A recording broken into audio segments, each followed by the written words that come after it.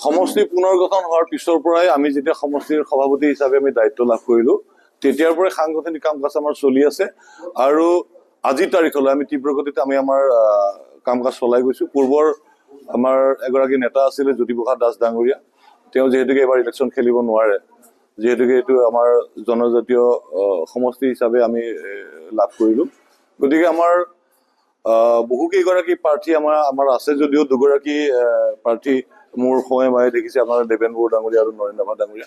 এখেতসকলে স্থানীয় ব্যক্তি আৰু স্থানীয় ব্যক্তি হিচাপে তেওঁলোকৰ দক্ষতাও আছে আৰু তেওঁলোকে অসম আন্দোলনৰ সময়ৰ পৰাই ছাত্ৰ সন্থাক নেতৃত্ব দি আহিছে। তাৰপিছত অসম গণ পৰিষদ দলৰো তেওঁলোকে নেতৃত্ব দি আহিছে।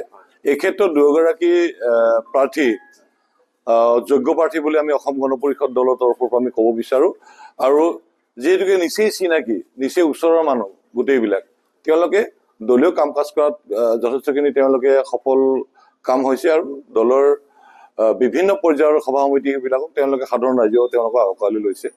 আৰু আমি এই দুগৰাকীৰ ভিতৰতে অসম গণ পৰিষদ দলৰ প্ৰাৰ্থী হোৱাটো বিচাৰো। আৰু যিহেতুকে মুখ্যমন্ত্ৰী ডাঙৰীয়াই 2021 চনৰ ভিত্তিবৰ্ষ হিচাপে লৈ মিত্ৰতা বা চিট শ্বেয়াৰিংটো হ'ব বুলি তেওঁ নিজে কৈছে। আৰু 2021 চন বুলি নহয়, 1985 চনৰ পৰা বৰ্তমানলৈকে যোৱাটো নিৰ্বাচনলৈকে পূৰ্বৰ ছয়গাঁৱৰ যিটো অংশ আৰু পূৰ্বৰ বকো সমষ্টিৰ যিটো অংশ, দুইটা লগ লাগি বকো ছয়গাঁও সমষ্টি হ'ল। আৰু পূৰ্বৰ দুইটা সমষ্টিতে অসম গণ পৰিষদ দলৰ প্ৰাৰ্থী আছিলে। এটাত আছিলে ডক্টৰ কমলাকান্ত কলিতা ডাঙৰীয়া ছয়গাঁও পাৰ্টটোত, তেওঁ 4বাৰ বিধায়ক হৈছে। আৰু বকৰ পাৰ্টটোত আছিলে জ্যোতিপ্ৰসাদ দাস ডাঙৰীয়া, তেওঁ 2বাৰ বিধায়ক হৈছে।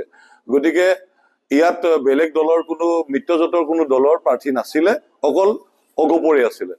সেই হিচাপত 2021তো যিহেতুকে অগপৰে আছিলে, এইবাৰো যুক্তিসংগতভাৱে অসম গণ পৰিষদ দলে এই বকো ছয়গাঁও সমষ্টিটো অগপৰে হ'ব লাগে বুলি আমি ক'ব বিচাৰো। আৰু এই ক্ষেত্ৰত মিত্ৰজোঁটত থকা প্ৰতিটো ৰাজনৈতিক দলৰ নেতৃত্বকে আমি অনুৰোধ জনাম, তেওঁলোক আবেদন জনাম, তেওঁলোকে যাতে এইটো বিবেচনা সহকাৰে কথাটো চিন্তা কৰে।